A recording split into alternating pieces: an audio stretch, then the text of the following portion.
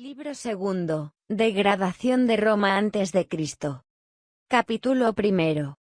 Del método que se ha de observar, al exponer este tratado, si el pervertido y estragado corazón del hombre, no se atreviera comúnmente a oponerse a la razón, y a la verdad sólida y evidente, sino que sujetara su enferma ignorancia, a la doctrina sana, como a medicina, hasta que con los auxilios de Dios, y mediante la fe de la religión, y de una piedad edificante recobrara la salud, no tendrían necesidad de emplear muchas razones los que sienten bien, y declaran lo que entienden con palabras convenientes para convencer, y destruir cualquier error de los que opinan vanamente lo contrario. Mas porque en la presente época la dolencia más incurable, y más contagiosa de las almas necias es aquella con que sus discursos e imaginaciones sin razón ni fundamento, aun después de haberle dado una instrucción tal cual está obligado a suministrar un hombre a otro, o de pura ceguedad,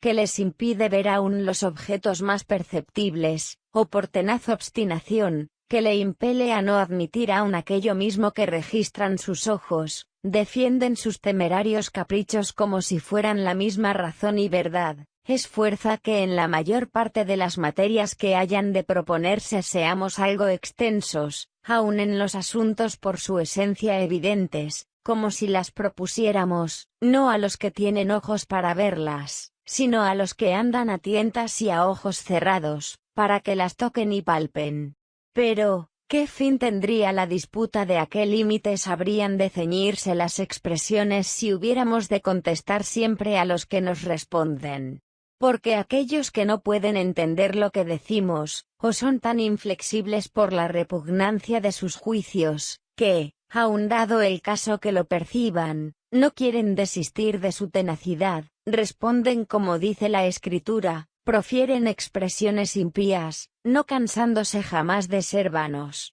Cuyas contradicciones, si tantas veces las hubiéramos de refutar cuantas ellos se han empeñado con obstinación en sostener sus errores, ya ves cuán prolija, molesta e infructífera sería esta fatiga, por lo cual ni tu propio carísimo hijo mío Marcelino, ni los demás a quienes nuestras penosas tareas serán útiles para conservaros en el amor y caridad de Jesucristo, gustaría fueseis jueces de mis obras, pues los incrédulos echan siempre de menos las respuestas, aunque oigan contradecir algún punto que hayan leído, y son como aquellas mujercillas de quienes dice el apóstol que aprenden siempre, y nunca acaban de conseguir la ciencia de la verdad. Capítulo 2 de las materias que se han resuelto en el primer libro habiendo comenzado a hablar en el libro anterior de la ciudad de Dios, en cuya defensa, con el divino auxilio, he emprendido toda esta obra, decimos que, en primer lugar, se me ofreció responder con exactitud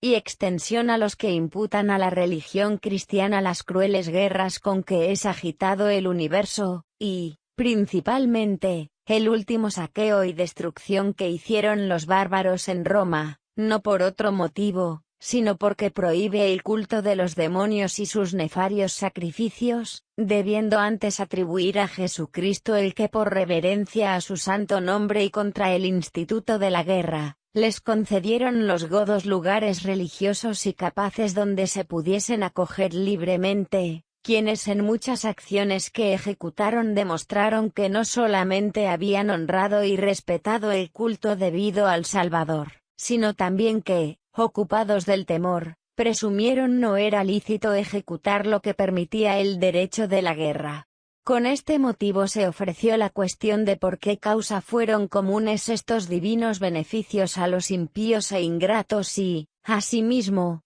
¿por qué los sucesos ásperos y lastimosos que acaecieron en la toma de la ciudad afligieron juntamente a los buenos y a los malos? Para dar cumplida solución a esta cuestión, que encierra otras varias, pues todo lo que ordinariamente observamos, así beneficios divinos como desgracias humanas, que los unos y los otros acontecen indiferentemente muchas veces a los que viven bien y mal, convenía, me he detenido algún le excitar los corazones de algunos incrédulos, para resolver, digo, especialmente para consolar a las mujeres santas y castas en quienes ejecutó con violencia el enemigo, y que no perdieron la prenda de la honestidad, aunque las lastimasen el pudor y empacho de presentarse después en público, pues así podía reducir seguramente a que no les pesase de vivir a las que no tenían culpa de qué arrepentirse. Después dije algunas cosas contra aquellos que se rebelan contra los cristianos incluidos en las expresadas calamidades, como también contra las mujeres virtuosas y honestas que padecieron fuerza, siendo así que ellos son torpes e infames por sus costumbres y conducta, en lo que degeneran de aquella decantada virtud romana, de donde se precian descender, y mucho más desdicen con sus obras de ser dignos sucesores de aquellos ínclitos romanos, de quienes refieren las historias acciones famosas, propias solamente de una virtud sólida y elevada, y lo que es más, han reducido a la antigua Roma, fundada gracias a la diligencia de los antiguos, fomentada y acrecentada con su industria y valor, a un estado más deplorable y abominable que cuando el enemigo la arruinó, porque en sus ruinas cayeron solamente las piedras y los maderos, en la que éstos la han preparado han caído por tierra los más vistosos edificios y ornamentos, no de los muros, sino de las costumbres, haciendo más daño en sus corazones el ardor de sus sensuales apetitos que el fuego en los edificios de aquella ciudad,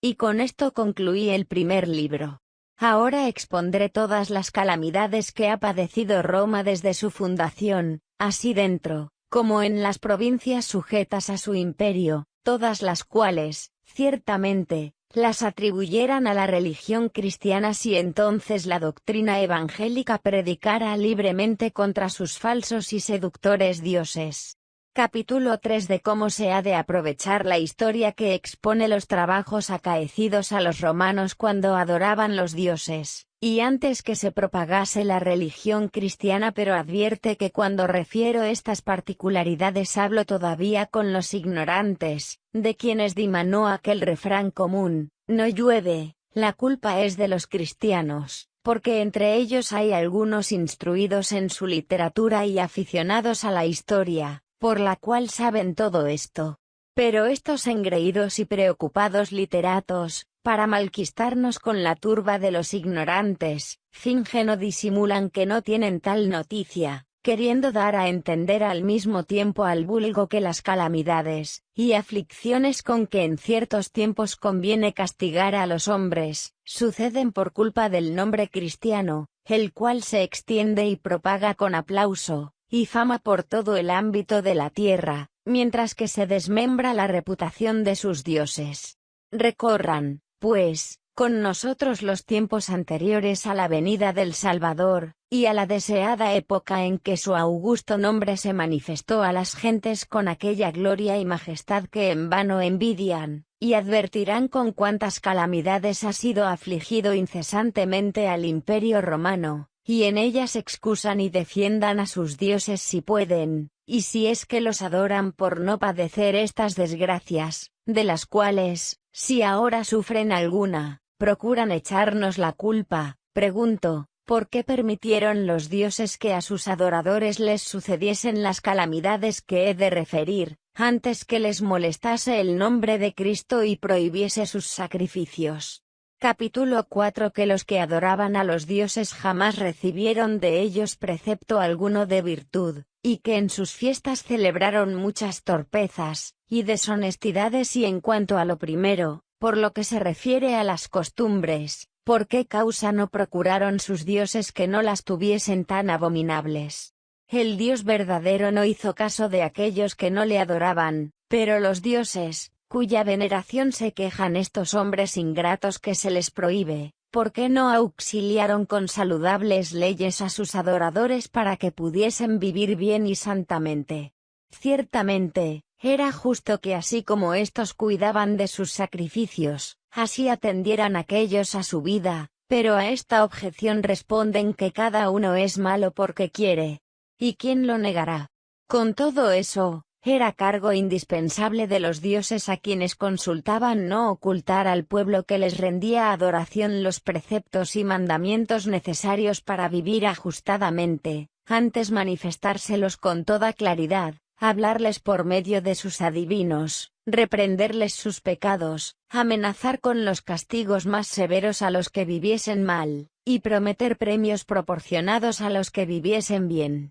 Cuando se oyó en los templos de estas falsas deidades clamar contra los vicios y engrandecer las virtudes, íbamos nosotros, siendo jóvenes, a los espectáculos y juegos sagrados, observábamos los linfáticos o furiosos, oíamos los músicos y gustábamos de los torpes juegos que se celebraban en honra de los dioses y las diosas. A la celeste Virgen, y a Berecintia, madre de todos los dioses, en el día solemne que la sacaban procesionalmente, delante de sus andas la cantaban los corrompidos actores cánticos tan obscenos, que no sería justo lo oyera, no digo la madre de los dioses, pero ni la de cualquier senador o persona honesta, y, lo que es más, ni aun las madres de estos mismos actores, porque guarda para con los padres el respeto, y pudor humano cierta reverencia que no puede quitársela aún la misma torpeza, y así las mismas expresiones feas y abominables que decían ejecutaban, y que se avergonzaran los mismos actores de hacerlas por vía de ensayo en sus casas y en presencia de sus madres, las hacían por las calles públicas delante de la madre de los dioses, observándolo y oyéndolo el concurso innumerable de gentes que se congregaba a estas fiestas.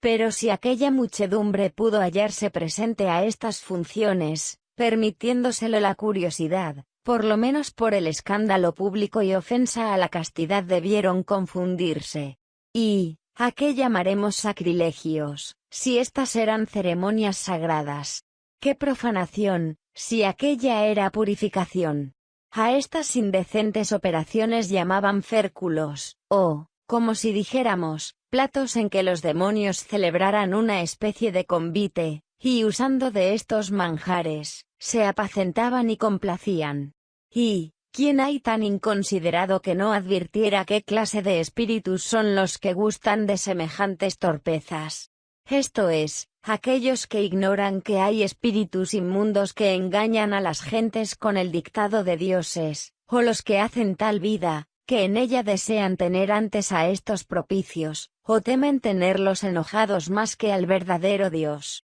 Capítulo V de las torpes deshonestidades con que honraban a la madre de los dioses sus devotos. Bien desearía en el presente asunto no tener por jueces a los que procuran, primero que oponerse, entretenerse con los vicios de su mala vida y costumbres, y únicamente apetecería tener por mi censor al mismo Escipión Nasica, a quien el Senado eligió, como hombre de suma bondad, para recibir la estatua de la madre de los dioses, que introdujeron con pompa y aparato en la ciudad. Este nos diría si deseaba que su madre hubiera hecho tantos beneficios a la república, que por ellos se la decretaran las honras divinas, así como consta que los griegos, los romanos y otras naciones las decretaron a ciertos hombres, por la gran estimación que hicieron de las gracias que de ellos recibieron, creyendo que, colocados en el número de los inmortales, estaban ya admitidos en el catálogo de los dioses.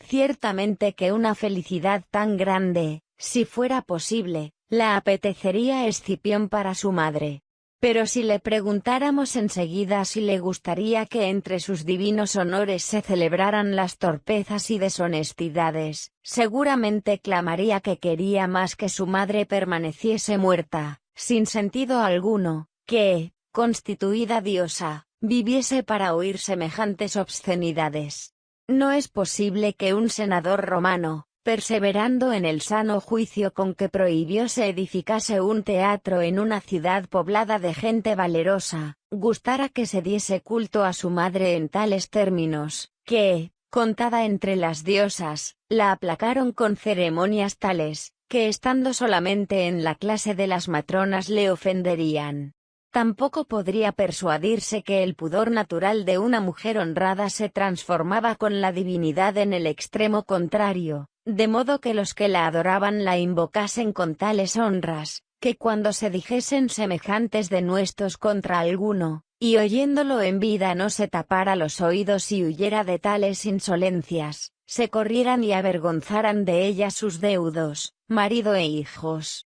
Y si esta madre de los dioses, que tuviera vergüenza aún el hombre más abandonado y miserable de tenerla como madre propia, para apoderarse de los ánimos de los romanos buscó un hombre extremadamente bueno, no para hacerle tal con sus consejos y auxilio, sino para pervertirle con sus engaños, en todo semejante, pues, a aquella mujer de quien dice la Escritura que va pescando las preciosas almas de los hombres para que aquel ánimo dotado de un excelente natural, engreído con este divino testimonio y teniéndose por extremadamente bueno, no buscase la verdadera piedad y religión, sin la cual cualquier índole, aunque buena, se desvanece y precipita con la soberbia. ¿Y cómo había de buscar aquella diosa, si no es cautelosamente,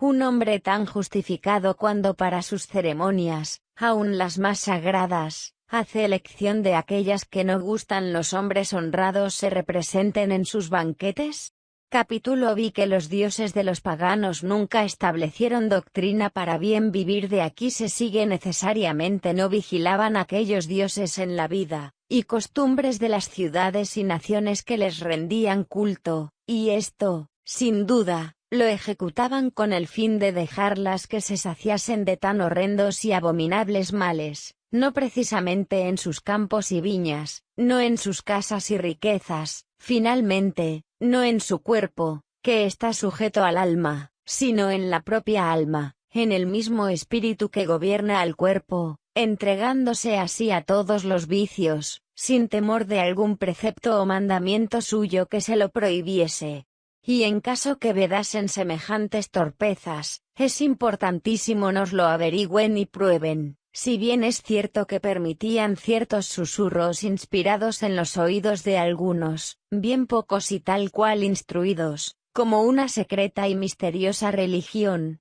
con que dicen se aprende la bondad y santidad de vida. Y si no, muestren los lugares que se hayan alguna vez consagrado para semejantes reuniones, no donde se representen los juegos con torpes expresiones y acciones de los farsantes, ni donde se solemnizan las fiestas fugales, en cuyas funciones dan rienda suelta a todas las deshonestidades, porque huyen de todo género de pudor y virtud, sino a donde el pueblo pudiese oír lo que mandaban los dioses acerca de refrenar la avaricia, moderar la ambición, cercenar el fausto y deleites, y a donde pudiesen estos miserables aprender lo que, reprendiendo a los hombres, enseña Persio: aprended, dice, oh miserables mortales, y procurad con el auxilio de la filosofía conocer las causas y principios de las cosas naturales, quién y qué sois con un conocimiento propio y exacto, y para qué fin nacisteis en esta vida. Aprended un modo de vivir que sea honesto,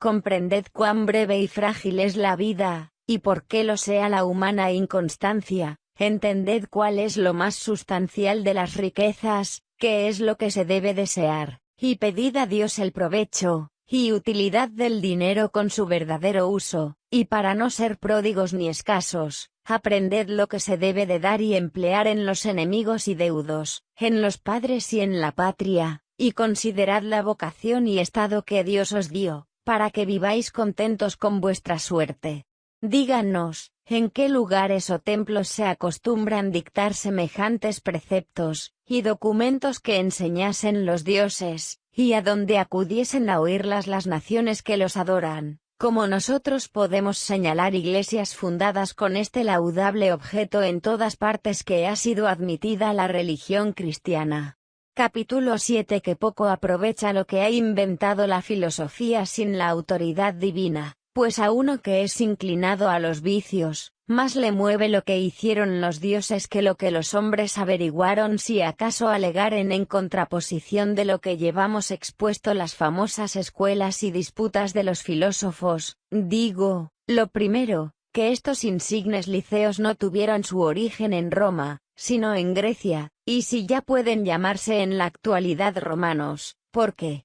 Grecia ha venido a ser provincia romana y estar sujeta a su imperio, no son preceptos y documentos de los dioses, sino invenciones de los hombres, quienes, poseyendo naturalmente sutilísimos ingenios, procuraron con la fecundidad de su discurso descubrir lo que estaba encubierto en los arcanos de la naturaleza, buscando con la mayor exactitud aquello que se debía desear oír en la vida y costumbres, y, por último, que aquel arcano, observando escrupulosamente las reglas del discurso y argumentación, concluía con cierto y necesario enlace de términos, o no concluía, o repugnaba. Algunos de estos célebres filósofos hallaron y conocieron, con el auxilio divino, cosas grandes, así como erraron en otras que no podían alcanzar por la debilidad de conocimientos que por sí posee la humana naturaleza, especialmente cuando a su altanería y caprichos se oponía la divina providencia, con lo cual se nos hace ver claramente cómo el campo de la piedad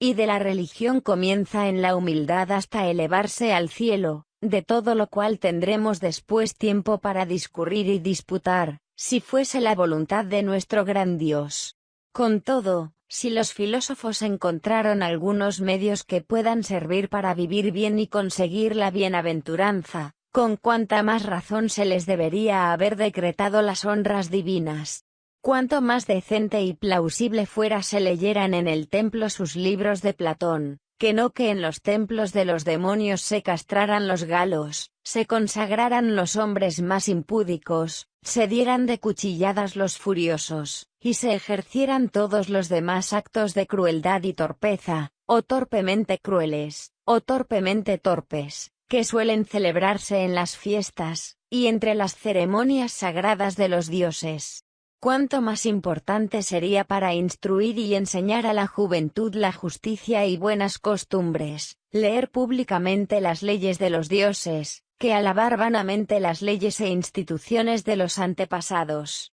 Porque todos los que adoran a semejantes dioses, luego que les tienta el apetito, como dice Persio, abrasados de un vivo fuego sensual, más ponen la mira en lo que Júpiter hizo que en lo que Platón enseñó, o en lo que a Catón le pareció. Por eso leemos en Terencio de un mozo vicioso y distraído que, mirando un cuadro colocado en la pared, donde estaba primorosamente pintado el suceso de que en cierto tiempo Júpiter hizo llover en el regazo de Danae el rocío de oro, fundó en esta alusión la causa y defensa de su torpeza y mala conducta, jactándose que en ella imitaba a un dios, y a qué dios dice: a aquel que hace temblar los más altos templos y edificios, tronando desde el cielo, y yo, siendo un puro hombre, ¿no lo había de hacer? En verdad que así lo he ejecutado y de muy buena gana. Capítulo 8 de los juegos escénicos donde, aunque se referían las torpezas de los dioses, ellos no se ofenden, antes se aplacan. Dirán acaso los defensores de estos falsos dioses que no se enseñan estas obscenidades en las ceremonias sagradas de los dioses, como se ven escritas en las fábulas de los poetas. No pretendo decir que aquellas misteriosas ceremonias son aún más obscenas que las del teatro, solo digo lo mismo que persuade la historia a los que lo niegan, y lo es, que los juegos escénicos donde reinan las ficciones de los poetas, no los inventaron e introdujeron los romanos en las ceremonias sagradas de sus dioses por motivo de ignorancia, sino que los mismos dioses establecieron que les celebrasen solemnemente estos juegos y los consagrasen en honor suyo, mandándoselo rigurosamente, y, si así puede decirse, obligándolos por fuerza a practicarlo, todo lo cual toqué breve y concisamente en el libro primero. Así es que, por autoridad de los pontífices, y con motivo de acrecentarse el cruel azote de la peste, se instituyeron los juegos escénicos en Roma. ¿Quién habrá, pues, que en el orden y método de su vida no juzgue que debe seguir mejor lo que se hace en los juegos escénicos, instituidos por autoridad divina, que lo que se haya escrito en las leyes promulgadas por los hombres?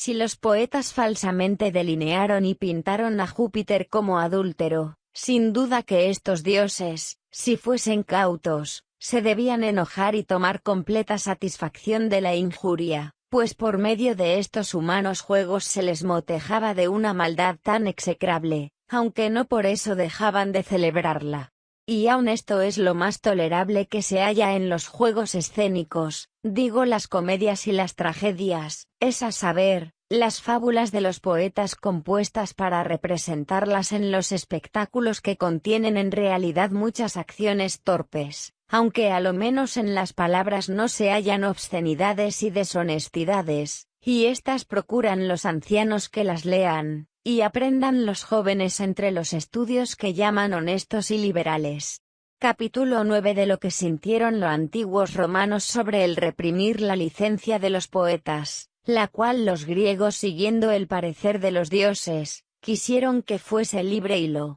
que acerca de estas funciones sintieron los antiguos romanos nos lo dice Cicerón en su libro cuarto de República, donde discutiendo Escipión varias materias, dice: jamás las comedias, si no lo exigiera así el actual método de vivir, pudieran conseguir que se admitiesen con aplauso en el teatro sus torpezas. Algunos griegos antiguos guardaron cierta analogía en su errada opinión, entre quienes permitía la ley que en la comedia dijesen lo que quisiesen, y de quien les pareciera. Por esta razón, en los mismos libros dice Escipión el africano: ¿quién ha habido en la comedia que no haya sido zaherido? O, por mejor decir, ¿quién ha escapado de su crítica? ¿O quién se ha visto perdonado? Y bien que haya ofendido solamente a Cleón, Cleofonte e Hipérbolo, hombres plebeyos de mala vida, y sediciosos contra la República. Pasemos, dice, por esto, aunque a semejantes personas fuera mejor que las notara o reprendiera el censor que no el poeta. Pero que a Pericles, después de haber gobernado con suma autoridad y prudencia su república por tantos años, ya habiendo paz, ya guerras continuadas, le ultrajen con sus versos y los reciten en el teatro, es tan impropio como si nuestro Plauto o Nevio quisieran decir mal de Publio y Nello Escipión, o Cecilio de Marco Catón. Poco más adelante dice: al contrario, nuestras 12 tablas, aunque a pocos crímenes impusieron la pena capital, les pareció conveniente establecer esta pena, siempre que alguno representase o compusiese versos que causasen nota o infamia a alguno. Sabia constitución es esta seguramente, ya que debemos tener nuestra vida sujeta a la decisión jurídica y sus legítimas determinaciones, y no a los gracejos y ficciones de los poetas. Además de esto, tampoco debemos oír ignominia alguna de boca de otro, sino de modo que podamos contestar y defendernos en juicio.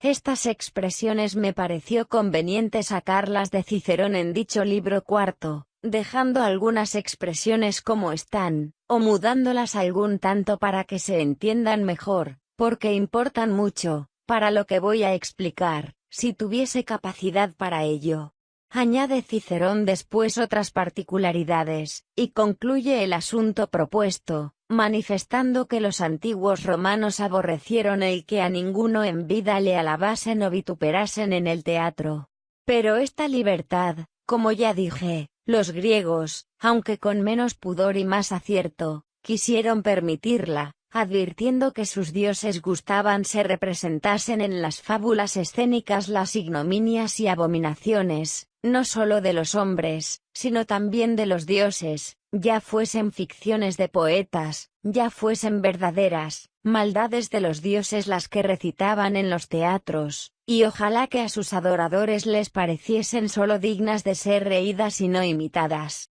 Fue, sin duda, demasiada soberbia y atrevimiento respetar la fama de los principales ciudadanos, cuando sus dioses quisieron no se respetase su propio honor, porque las razones que alegan en su defensa solo significan no ser cierto lo que dicen contra sus dioses, sino falso y fingido, y por el mismo hecho es mayor maldad, si atendéis al respeto que se debe a la religión. Y si consideráis la malicia de los demonios, ¿qué espíritus puede haber más astutos y sagaces para engañar? Pues cuando se propala una expresión injuriosa contra un príncipe que es bueno y útil a su patria, pregunto, ¿esta acción no es más indigna, cuanto más remota de la verdad y más ajena de su conducta? ¿Y qué castigo, por terrible que sea, será bastante cuando se hace a Dios esta injuria tan atroz? Capítulo X de la astucia de los demonios para engañarnos, queriendo que se cuenten sus culpas, falsas o verdaderas, pero los malignos espíritus, a quienes tienen por dioses, se complacen en que se cuenten de ellos aún las obscenidades que nunca cometieron, a trueque de empeñar y trabar las almas de los hombres con semejantes opiniones como con redes, y llevarlos consigo a los tormentos que les están aparejados, ya las hayan cometido hombres a quienes desean los tengan por dioses los que se lisonjean en la ceguedad e ignorancia humana, y con el fin de que los adoren también por tales, se entremeten con infinitas cautelas y artificios perjudiciales y engañosos, ya no hayan sido realmente cometidas por hombre alguno, las cuales gustan los espíritus falaces que se finjan de los dioses, a fin de que parezca hay autoridad bastante para cometer torpezas y obscenidades, viendo que, al parecer, traen su derivación y ejemplo del mismo cielo a la tierra. Viendo, pues, los griegos que servían a tales dioses, que en los teatros se representaban semejantes ignominias contra la santidad de sus dioses, no les pareció era razón les perdonasen de modo alguno los poetas, ya fuese por querer aún en esto asemejarse a sus dioses, o por temer que, pretendiendo mejor fama y prefiriéndose por este motivo a ellos, los enojasen y provocasen su ira. Y esta es la razón de la razón por qué a los autores y representantes escénicos de estas fábulas los tenían por merecedores de las honras y cargos más importantes de la ciudad, pues como se refiere en el citado libro República, el elocuentísimo ateniense Esquines, después de haber representado tragedias en su juventud, entró en el gobierno de la República, y a Aristodemo, autor también trágico, fue enviado en varias ocasiones por los atenienses en calidad de embajador al rey Filipo de Macedonia, sobre negocios gravísimos de paz y guerra.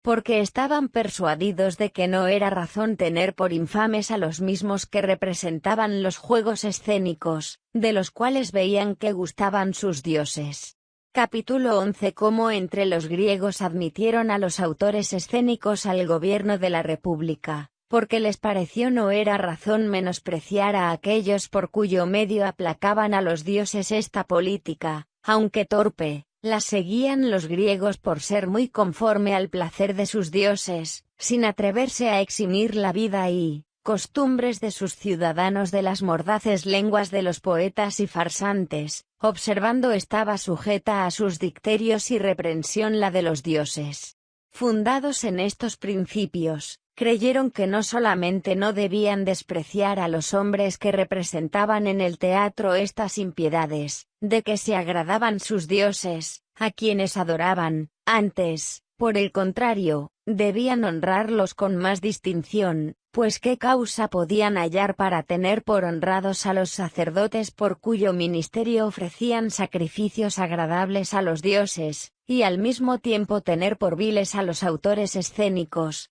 por cuyo medio sabían tributaban a los dioses aquel honor que ellos habían establecido. Y más cuando así lo pedían los dioses, y aún se enojaban cuando suspendían tales funciones, y, lo que es más, advirtiendo que el erudito Labeón hace también distinción de cultos entre los dioses buenos y los malos, diciendo que los malos se aplacan con sangre, y con sacrificios tristes y los buenos con servicios alegres y placenteros, como son, según afirma, los juegos, banquetes y mesas que preparaban a los dioses en los templos, de todo lo cual hablaremos después particularmente, si Dios nos lo permite. Ahora, lo que se refiere al asunto de que vamos tratando es que, ya atribuyan a los dioses indiferentemente, y sin distinción de buenos y de malos todas las operaciones como si fuesen todos buenos, porque no es razón que sean los dioses malos, aunque por ser todos espíritus inmundos todos son malos, ya les sirvan, como le pareció a Labeón, con cierta distinción, señalando para los unos ciertos ritos y ceremonias y para los otros otras diferentes. Diremos que con justa causa los griegos tienen por honrados así a los sacerdotes por cuyo ministerio se les ofrece el sacrificio, como a los autores escénicos, por cuyo medio se les celebran los juegos, pues así no pueden acusarles de que agravian, generalmente a todos los dioses, si es que todos gustan de los juegos,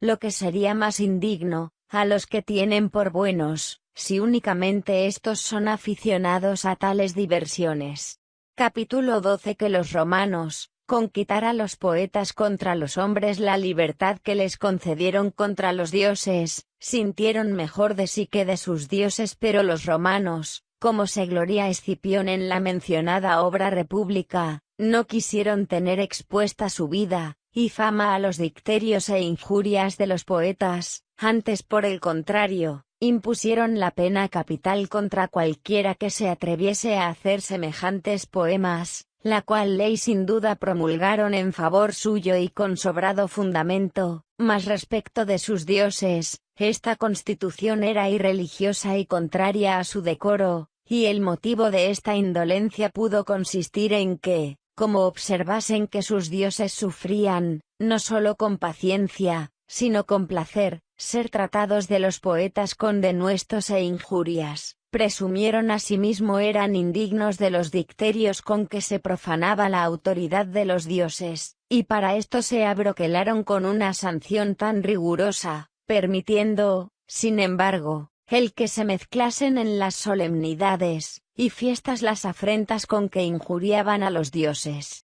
Que sea posible, Escipión, que alabes y encarezcas el haber prohibido a los poetas romanos la licencia de que no puedan notar con ignominia a ningún ciudadano romano, viendo que ellos no han perdonado a ninguno de vuestros dioses. Es posible que os haya parecido más estimable la reputación de vuestro senado que la del Capitolio,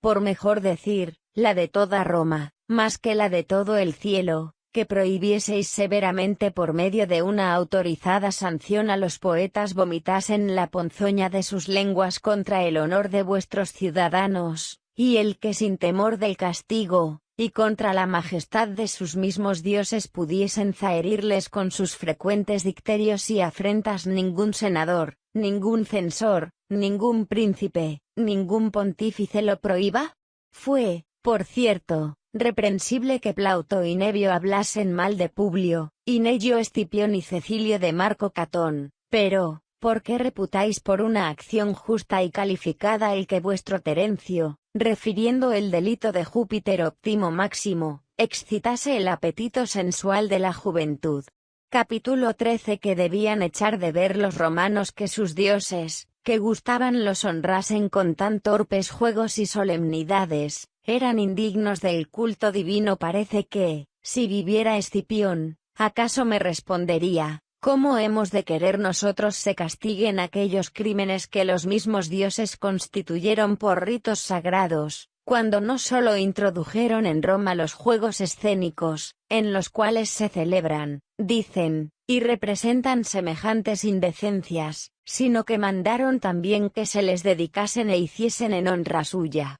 Pero, y como instruidos en estos principios no llegaron a comprender que no eran verdaderos dioses, ni de modo alguno dignos de que la República les diese el honor y culto que se debe a Dios. Porque aquellos mismos que debían, por justas causas, no reverenciarlos, si hubieran deseado que se representaran los juegos escénicos con afrenta de los romanos, pregunto, ¿cómo los tuvieron por dioses y creyeron dignos de adorarlos? ¿Cómo no echaron de ver que eran espíritus abominables, que, con ansia de engañarlos, les pidieron que en honra suya les celebrasen sus torpezas y crímenes abominables? Además de esto, los romanos, aunque estaban ya bajo el yugo de una religión tan perversa que les inclinaba a dar culto a unos dioses que veían habían querido les consagrasen las representaciones obscenas de los juegos escénicos, con todo, mirando a su autoridad y decoro, no quisieron honrar a los ministros y representantes de semejantes fábulas, como lo ejecutaron los griegos, sino que, como dice Escipión y refiere Cicerón, considerando el arte de los cómicos y el teatro como ejercicio ignominioso, no solamente no quisieron que sus actores gozasen de los privilegios y honores comunes a los demás ciudadanos romanos, sino que hasta los privaron de su tribu,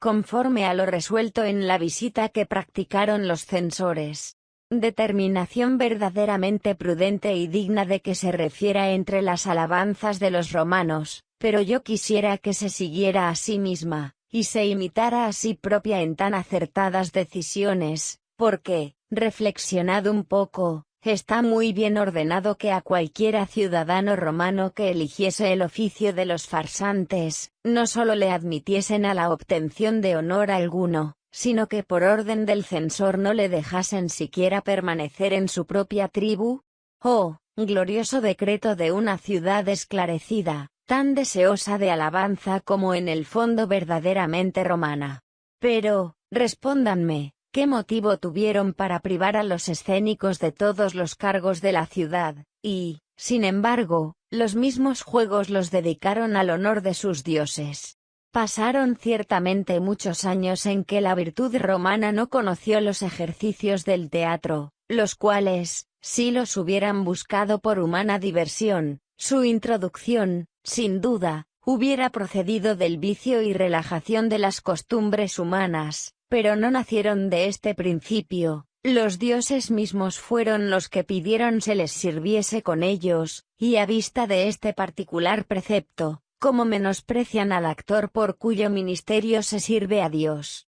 Y con qué valor se tacha y castiga al que representa la fábula en el teatro, al mismo tiempo que se adora al que lo pide. En esta controversia se hallan desavenidos en sus dictámenes los griegos y los romanos. Los griegos opinan que hacen bien en honrar a los actores, supuesto que adoran a los dioses que les piden tales juegos, y los romanos no consienten que se deslustre y desacredite con los actores una tribu de gente plebeya, cuanto más el orden de los senadores. Mas en esta disputa se resuelve el punto de la cuestión con este argumento, proponen los griegos, si han de adorarse los tales dioses, por la misma razón debe honrarse a los que ejecuten sus juegos, resumen los romanos. Ahora bien, de ningún modo se debe dar honor a tales hombres. Concluyen los cristianos, luego por ninguna razón se deben adorar tales dioses. Capítulo 14. Que Platón, que no admitió a los poetas en una ciudad de buenas costumbres, es mejor que los dioses que quisieron los honrasen con juegos escénicos. Pregunto aún más, ¿por qué razón no hemos de tener por infames, como a los actores, a los mismos poetas que componen estas fábulas, a quienes por la ley de las 12 tablas se les prohíbe el ofender la fama de los ciudadanos, y se les permite lanzar tantas ignominias contra los dioses? ¿Cómo puede caber en una razón rectamente dirigida, y menos en la justicia, que se tengan por infames los actores y los dioses, y al mismo tiempo se honre a los autores? ¿Acaso en este particular hemos de dar la gloria al griego Platón, quien, fundando una ciudad tal cual era conforme a razón, fue de parecer se desterrasen de ella los poetas como enemigos de la tranquilidad pública? Platón no pudo sufrir las injurias que se hacían a los dioses, pero tampoco quiso que se estragasen los ánimos de los ciudadanos con ficciones y mentiras. Cotejemos ahora la condición humana de Platón, que destierra a los poetas de la ciudad porque no seduzcan a los ciudadanos con falsas imágenes, con la divinidad de los dioses, que desean y piden que los honren con los juegos escénicos. Platón, aunque no lo persuadió, con todo, disertando sobre estos puntos y atendiendo a la disolución y lascivia de los griegos, aconsejó que no se escribiesen semejantes obscenidades. Pero los dioses, mandándolo expresamente, obligaron con toda su autoridad y aun hicieron que la gravedad y modestia de los romanos les representase tales funciones, y no se contentaron precisamente con que se les recitasen semejantes torpezas, sino que quisieron se las dedicasen y solemnemente se las celebrasen. y a quien con más justa causa debía mandar la ciudad romana se tributasen honores como a Dios, a Platón, que prohibía estas maldades y abominaciones, o a los demonios, que gustaban de estos delirios de los hombres, a quienes Platón no pudo desengañar, ni persuadir la verdad.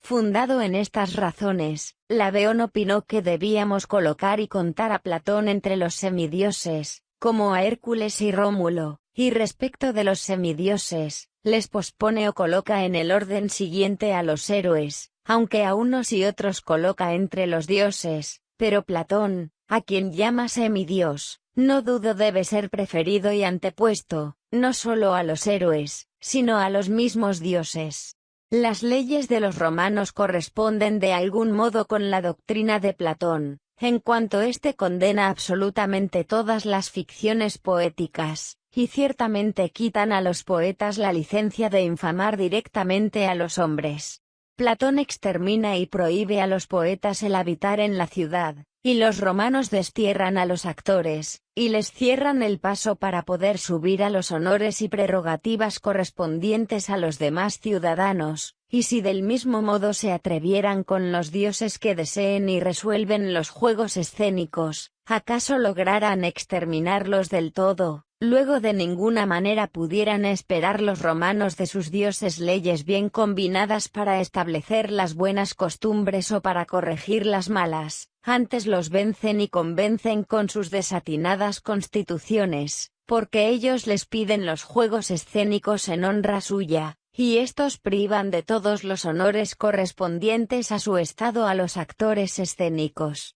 Ordenan los romanos igualmente que se celebren por medio de las ficciones poéticas las acciones abominables de los dioses, y al mismo tiempo refrenan la libertad de los poetas, prohibiéndoles injuriar a los hombres. Pero el semidios Platón, no solo se opuso al apetito descabellado de los dioses, sino que enseñó cuál era lo más conforme a la índole natural de los romanos, pues no quiso habitasen en una ciudad tan bien formada los mismos poetas, o los que, por mejor decir, mentían a su albedrío o proponían a los hombres acciones injustas que imitasen o representasen los crímenes de sus dioses. Nosotros no defendemos que Platón es Dios, ni semidios, ni le comparamos a los ángeles buenos del verdadero Dios, ni a los profetas, ni a los apóstoles, ni a los mártires de Jesucristo, ni a algún hombre cristiano, y la razón de este dictamen la daremos en su lugar, pero, con todo, supuesto que quieren sostener fuese mi Dios, me parece debemos anteponerle, si no a Rómulo y a Hércules, aunque de Platón no ha habido historiador alguno o poeta que diga o finja que dio muerte a su hermano, ni haya cometido otra maldad,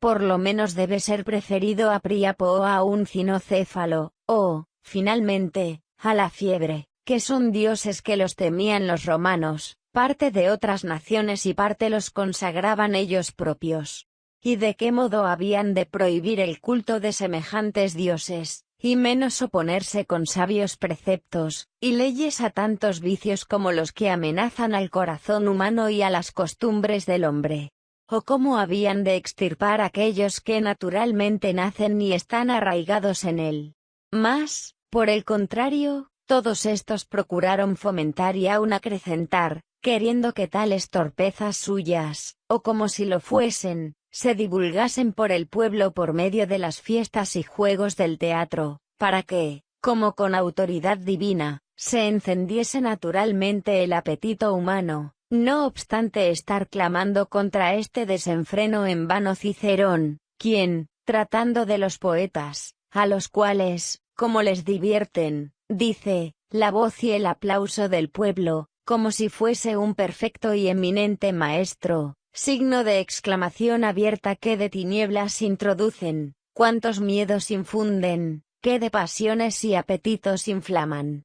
Capítulo 15. Que los romanos hicieron para sí algunos dioses, movidos, no por razón, sino por lisonja. ¿Y qué razón tuvo esta nación belicosa para adoptarse estos dioses, que no fuese más una pura lisonja en la elección que hicieron de ellos, aun de los mismos que eran falsos? Pues a Platón, a quien respetan por semidios, que tanto estudió y escribió sobre estas materias, procurando que las costumbres humanas no adoleciesen ni se corrompiesen con los males y vicios del alma, que son los que principalmente se deben huir, no le tuvieron por digno de un pequeño templo, y a Rómulo le antepusieron a muchos dioses, no obstante que la doctrina que ellos consideran como misteriosa y oculta le celebre más por semidios que por Dios, y en esta conformidad le crearon también un sacerdote que llamaban Flamen, cuya especie de sacerdocio fue tan excelente, y autorizado en las funciones y ceremonias sagradas de los romanos, que usaban la insignia de un birreta de mitra, la que usaban los 3 flamines que servían a los 3 dioses, como eran un flamen dial para Júpiter, otro marcial para Marte y otro quirinal para Rómulo, pero habiendo canonizado a este, y habiéndole colocado en el cielo como por Dios en atención a lo mucho que le estimaban sus ciudadanos, se llamó después Quirino, y así con esta honra quedó Rómulo preferido a Neptuno y a Plutón, hermanos de Júpiter, y al mismo Saturno, padre de estos, confiriéndole como a Dios grande el sumo sacerdocio que habían dado a Júpiter y Marte, como a su padre, y quizá por su respeto. Capítulo 16. Que si los dioses tuvieran algún cuidado de la justicia, de su mano debieran recibir los romanos leyes para vivir, antes que pedirlas prestadas a otras naciones. Si pudieran los romanos haber obtenido de sus dioses leyes para vivir y gobernarse, no hubieran ido algunos años después de la fundación de Roma a pedir a los atenienses que les prestasen las leyes de Solón, aunque de estas tampoco usaron del modo que las hallaron escritas, sino que procuraron corregirlas y mejorarlas conforme a sus usos, no obstante que Licurgo fingió había dispuesto que las leyes que dio a los lacedemonios con autoridad del oráculo de Apolo, lo cual, con justa razón, no quisieron creer los romanos, y por eso no las admitieron en todas sus partes. Numa Pompilio, que sucedió a Rómulo en el reino, dicen que promulgó algunas leyes, las cuales no eran suficientes para el gobierno de su estado, y al mismo tiempo estableció ceremonias del culto religioso, pero no aseguran que estos estatutos los recibiesen de mano de sus dioses, así estos no cuidaron de que sus adoradores no poseyesen los vicios del alma, de la vida y de las costumbres, que son tan grandes, que algunos doctos romanos afirman que con estos males perecen las repúblicas, estando aún las ciudades en pie. Antes procuraron, como dejamos probado, el que se acrecentasen. Capítulo 17. Del robo de las Sabinas, y de otras maldades que reinaron en Roma, aún en los tiempos que tenían por buenos. Pero diremos acaso que el motivo que tuvieron los dioses para no dar leyes al pueblo romano fue porque, como dice Salustio, la justicia y equidad reinaban entre ellos no tanto por las leyes cuanto por su buen natural, y yo creo que de esta justicia y equidad provino el robo de las Sabinas, porque, ¿qué cosa más justa y más santa hay que engañar a las hijas de sus vecinos, bajo el pretexto de fiestas y espectáculos, y no recibirlas por mujeres con voluntad de sus padres, sino robarlas por fuerza, según cada uno podía? Porque si fuera mal hecho el negarlas los sabinos cuando se las pidieron, cuánto peor fue el robarlas, no dándoselas. Más justa fuera la guerra con una nación que hubiera negado sus hijas a sus vecinos por mujeres después de habérselas pedido que con las que pretendían, después se las volviesen por habérselas robado. Esto hubiera sido entonces más conforme a razón, pues, en tales circunstancias, Marte pudiera favorecer a su hijo en la guerra, en venganza de la injuria que se les hacía en negarles sus hijas por mujeres, consiguiendo de este modo las que pretendían, porque con el derecho de la guerra, siendo vencedor, acaso tomaría justamente las que sin razón le habían negado, lo que sucedió muy al contrario, ya que sin motivo ni derecho robó las que no le habían sido concedida, sosteniendo injusta guerra con sus padres, que justamente se agraviaron de un crimen tan atroz. Solo hubo en este hecho un lance que verdaderamente pudo tenerse por suceso de suma importancia y de mayor ventura, que, Aunque en memoria de este engaño permanecieron las fiestas del circo, con todo, este ejemplo no se aprobó en aquella magnífica ciudad, y fue que los romanos cometieron un error muy craso, más en haber canonizado por su dios a Rómulo, después de ejecutado el rapto, que en prohibir que ninguna ley o costumbre autorizase el hecho de imitar semejante robo. De esta justicia y bondad resultó que, después de desterrados el rey Tarquino y sus hijos, de los cuales Sexto había forzado a Lucrecia, el cónsul Junio Bruto hizo por la fuerza que Lucio Tarquino Colatino, marido de Lucrecia, y su compañero en el consulado, hombre inocente y virtuoso, que solo el nombre y parentesco que tenía con los Tarquinos renunciase el oficio, no permitiéndole vivir en la ciudad, cuya acción fea efectuó con auxilio o permisión del pueblo, de quien el mismo Colatino habla recibido el consulado, así como Bruto. De esta justicia y bondad dimanó que Marco Camilo, varón singular de aquel tiempo, que al cabo de 10 años de guerra, en que el ejército romano tantas veces había tenido tan funestos sucesos que estuvo en términos de ser combatida la misma Roma, venció con extraordinaria felicidad a los debellos, acérrimos enemigos del pueblo romano, ganándoles su capital, pero siendo examinado Camilo en el Senado sobre su conducta en la guerra, la cual determinación extraña motivó el odio implacable de sus antagonistas, y la insolencia de los tribunos del pueblo, halló tan ingrata la ciudad que le debía su libertad, que, estando seguro de su condenación, se salió de ella, desterrándose voluntariamente, y a pesar de estar ausente multaron en 10,000 dineros a aquel héroe, que nuevamente había de volver a librar a su patria de las incursiones y armas de los galos. Estoy ya fastidiado de referir relaciones tan abominables e injustas con que fue afligida Roma, cuando los poderosos procuraban subyugar al pueblo y éste rehusaba sujetarse, procediendo las cabezas de ambos partidos más con pasión y deseo de vencer, que con intención de atender a lo que era razón y justicia. Capítulo 18. Lo que escribe Salustio de las costumbres de los romanos, así de las que estaban reprimidas con el miedo, como de las que estaban sueltas y libres con la seguridad seré, pues, breve, y me aprovecharé del incontestable testimonio de Salustio, quien habiendo dicho en honor de los romanos, que es de donde empezamos nuestra exposición, que la justicia y bondad entre ellos florecía no tanto por las leyes cuanto por su buen natural, celebrando la gloriosa época en que, desterrados los reyes, insensiblemente y en breve tiempo aquella admirable ciudad, sin embargo, el mismo Salustio, en el libro primero de su historia y en las primeras páginas, confiesa que, casi en el mismo instante en que, extinguido el poder real se estableció el consular, padeció la república considerables vejaciones y agravios de los poderosos, por lo que resultaron divisiones entre el pueblo y los senadores, sin referir las discordias y daños que enseguida acaecieron, pues habiendo dicho cómo el pueblo romano había vivido con laudables costumbres y mucha concordia, aun en aquellos tiempos calamitosos en que la segunda y última guerra de Cartago atrajo considerables males, y habiendo asimismo expuesto que la causa de esta felicidad fue, no el amor de la justicia, sino el miedo de la poca seguridad de la paz que había mientras vivía Cartago en su grandeza,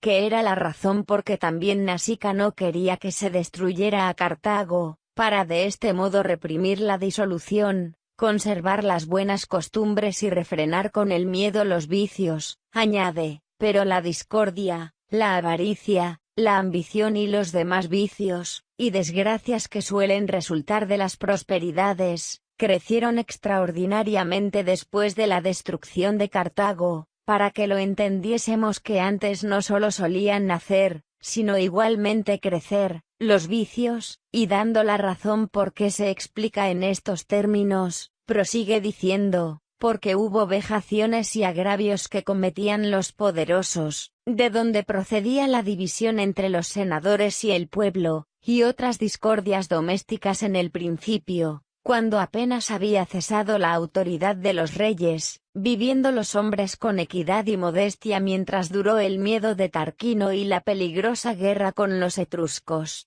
Veis cómo también el miedo fue la causa de haber vivido un espacio de tiempo tan corto, después de desterrados los reyes, con alguna equidad y honestidad, pues se temía la guerra que el rey Tarquino, despojado del reino, excitaba, y hacía contra los romanos, aliados de los etruscos. Advierte, pues, ahora lo que añade enseguida: comenzaron los padres a tratar al pueblo como a esclavo, disponiendo de su vida y de sus espaldas, al modo que acostumbran los reyes, defraudándolos del repartimiento de los campos, quedándose ellos solos con el gobierno y autoridad, sin conferir con los demás parte alguna. Oprimido el pueblo con un gobierno tan tiránico, y principalmente con el peso de las deudas y usuras, sufriendo igualmente con la continuación de las guerras, el tributo y la milicia, se amotinó y acudió armado al Monte Sacro y al Aventino, donde eligió para su gobierno tribunos de la plebe y estableció varias leyes, no teniendo otro fin más feliz las discordias de uno y otro bando que la Segunda Guerra Púnica. ¿Veis desde qué tiempo, esto es, poco después de ser desterrados los reyes, cómo se portaron entre sí los romanos, de quienes se dice que la justicia y bondad valía entre ellos no tanto por las leyes como por su buen natural? Pues si vemos que fueron tales aquellos tiempos en que dicen fue virtuosa, inocente y hermosa la República Romana, ¿qué nos parece podemos ya decir o pensar de aquellos célebres romanos que les sucedieron, en cuya época, habiéndose transformado paulatinamente para usar de los términos del mismo historiador, de hermosa y buena se hizo muy mala y disoluta, es a saber, después de la destrucción de Cartago, como lo insinuó el mismo Salustio, y del modo que este historiador recopila y describe estos tiempos que pueden examinarse en su historia, es fácil observar con cuánta malicia y corrupción de costumbres, nacida de las prosperidades, se fueron corrompiendo hasta el desdichado tiempo de las guerras civiles.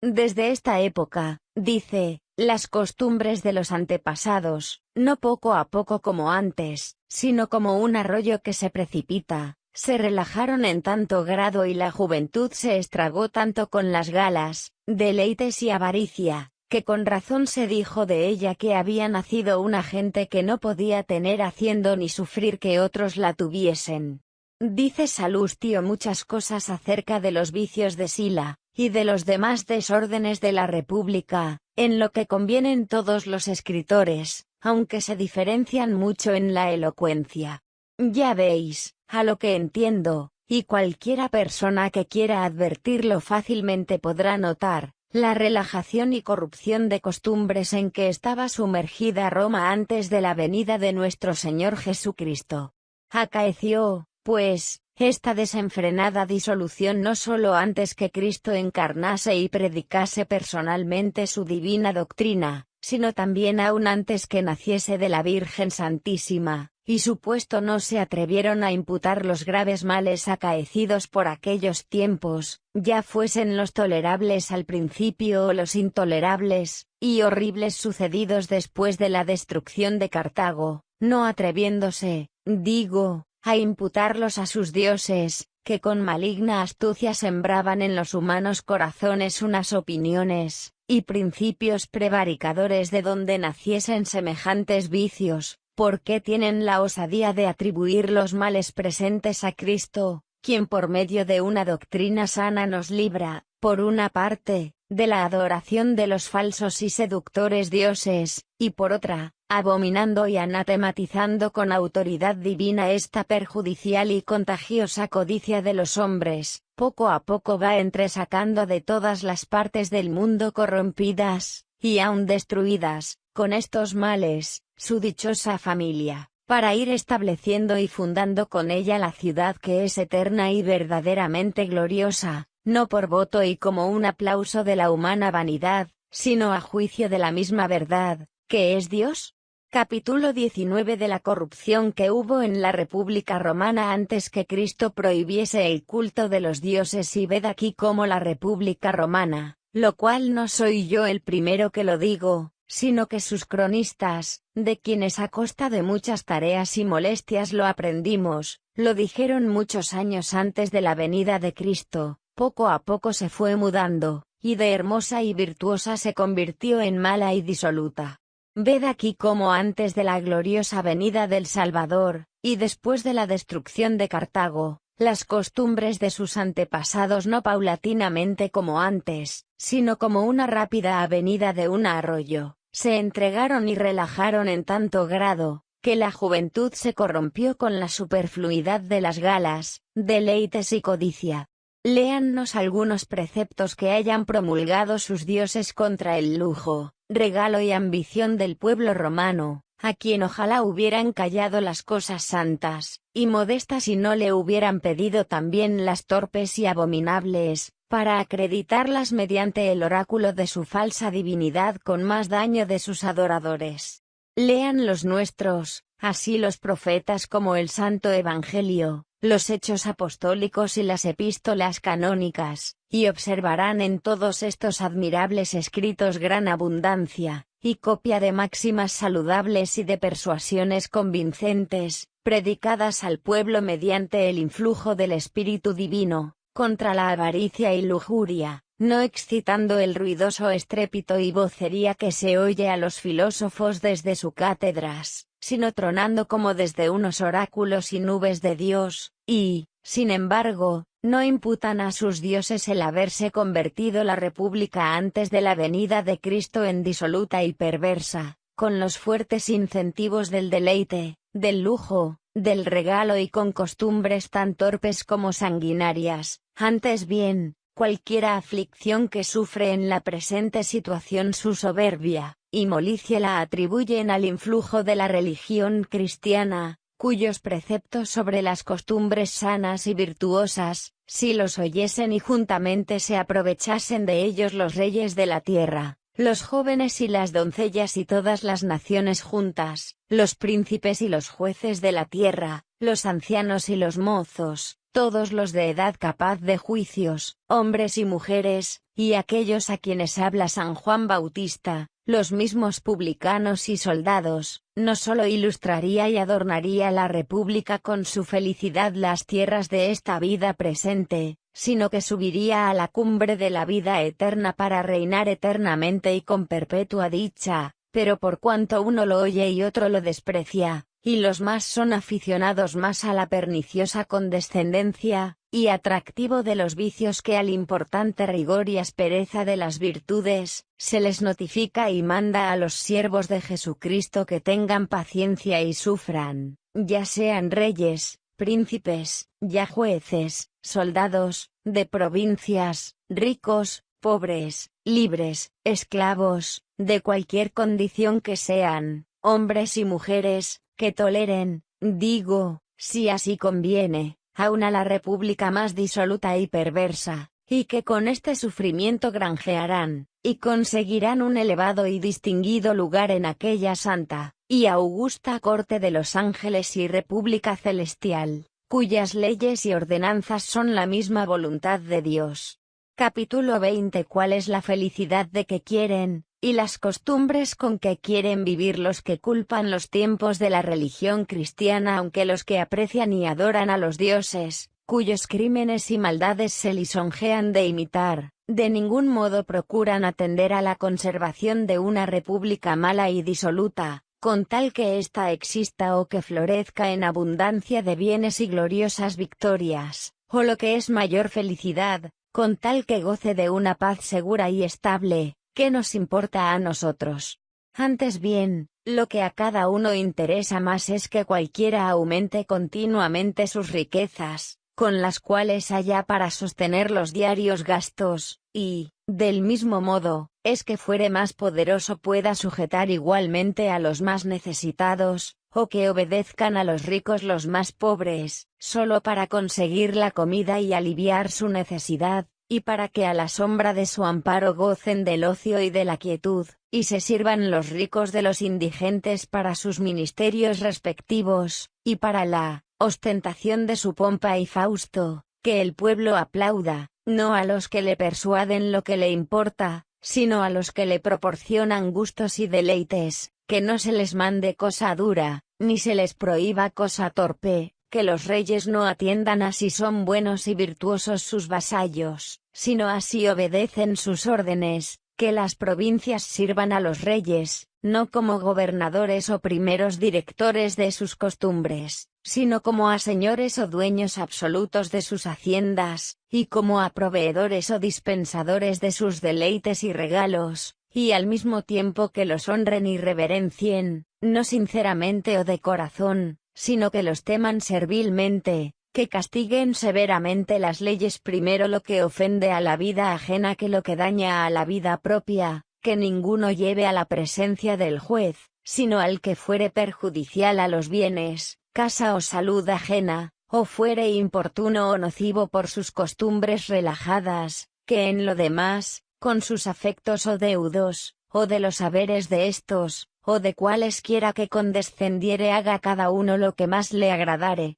que asimismo haya abundancia de mujeres públicas, para todos los que quisiesen participar de ellas, o particularmente para los que no pueden tenerlas en su casa, que se edifiquen grandes, magníficas y suntuosas casas donde se frecuenten los saraos y convites, y donde, según le pareciere a cada uno, de día y de noche, juegue, beba, se divierta, gaste y triunfe, que continúen sin interrupción los bailes, hiervan los teatros con el aplauso y voces de alegría, que se conmuevan con la representación de actos deshonestos, y todo género de deleites tan abominables y torpes, y que sea tenido por enemigo público el que no gustare de esta felicidad, que a cualquiera que intentase alterarla o quitarla puedan todos, libremente, echarle a donde no le oigan, le destierren donde no sea visto y le saquen de entre los vivientes, que sean tenidos por verdaderos dioses los que procuraron que el pueblo consiguiese esta felicidad y, conseguida, supieron inventar medios para conservársela, que los reverencien y tributen del modo que les fuera más agradable, que pidan los juegos y fiestas que fuesen de su voluntad y pudiesen alcanzar de sus adoradores, con tal que procuren con todo su esfuerzo que esta felicidad momentánea esté segura de las invasiones del enemigo, de los funestos efectos del contagio y de cualquiera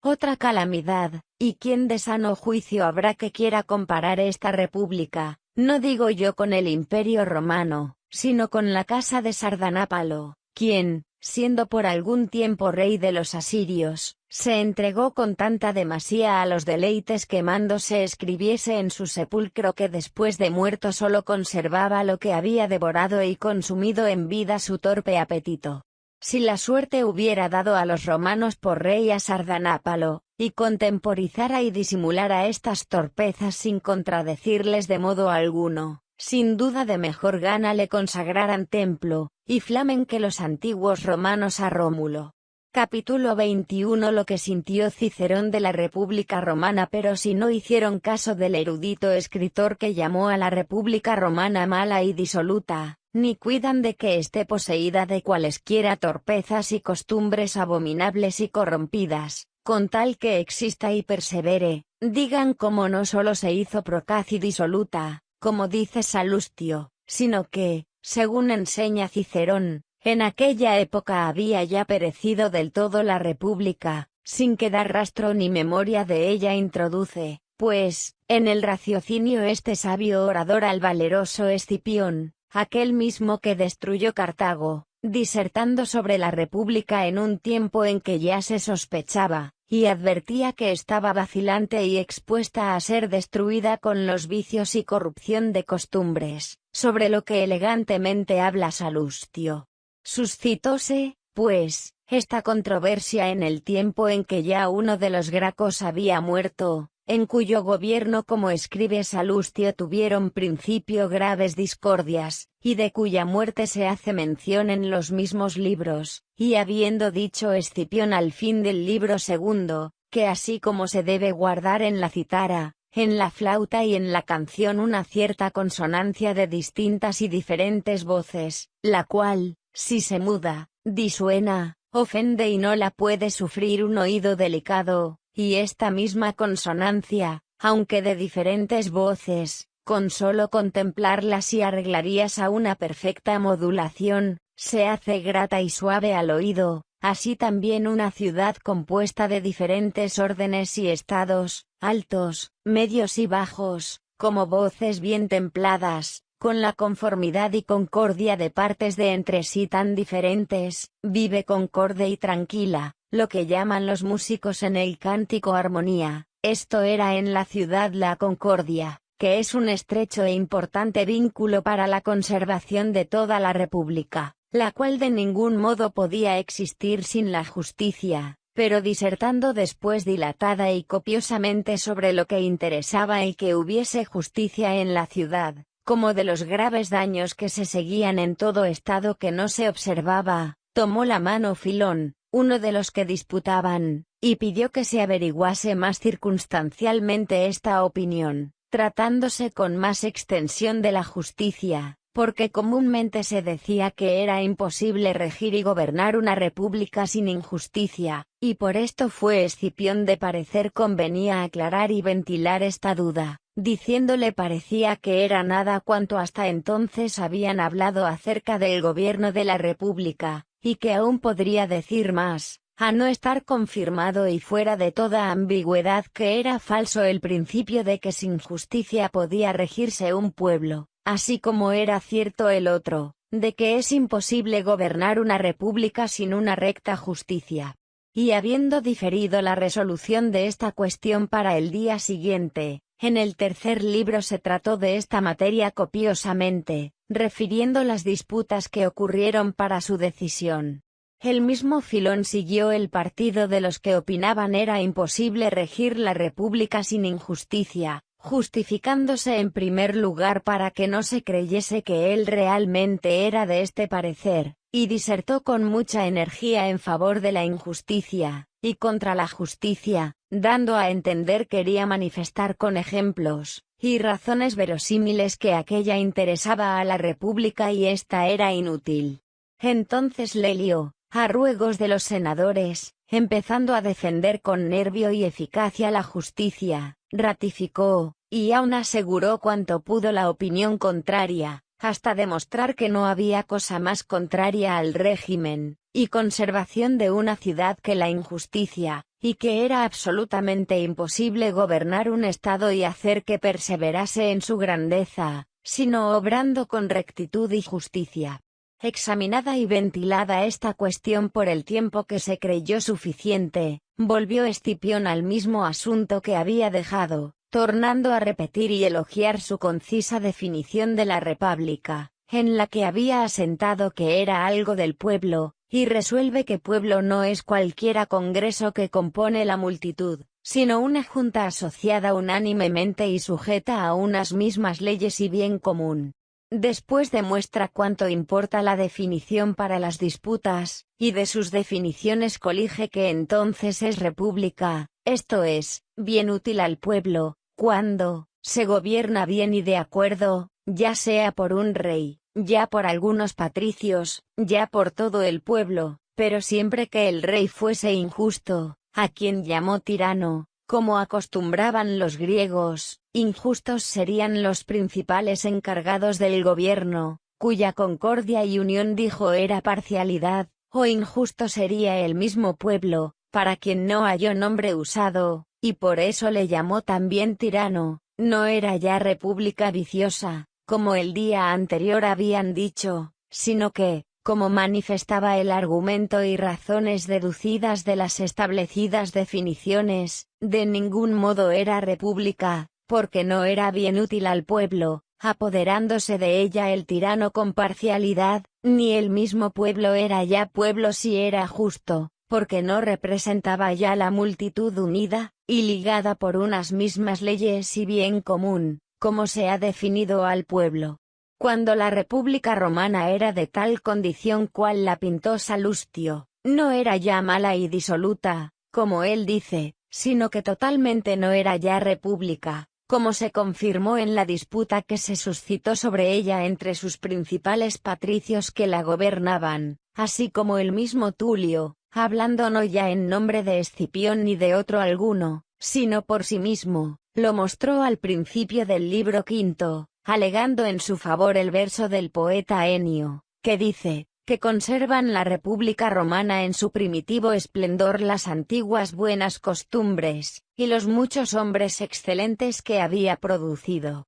El cual verso, dice él, me parece que, o por su concisión o sencillez, le pronunció como si fuese tomado de algún oráculo, porque ni los varones excelentes, sí, no estuviera tan bien formada y acostumbrada la ciudad, ni las costumbres, si no presidieran y gobernaran estos insignes varones, hubieran podido establecer ni conservar una república tan dilatada con un dominio en su gobierno tan justo y tan extendido. Así pues, en los tiempos pasados, las mismas costumbres o la buena conducta de nuestra patria elegía varones insignes, quienes conservaban en su primer esplendor las costumbres e instituciones de sus mayores, pero nuestro siglo, habiendo recibido el gobierno del Estado como una pintura hermosa que se deteriora y desmejora con la antigüedad, no solamente no cuidó de renovar los mismos colores que solía tener, pero ni procuró que por lo menos conservase la forma y sus últimos perfiles, porque, ¿qué retenemos ya de las antiguas costumbres con que dice estaba en pie la República Romana, las cuales vemos tan desacreditadas y olvidadas, que no solo se estiman, pero ni aun las conocen?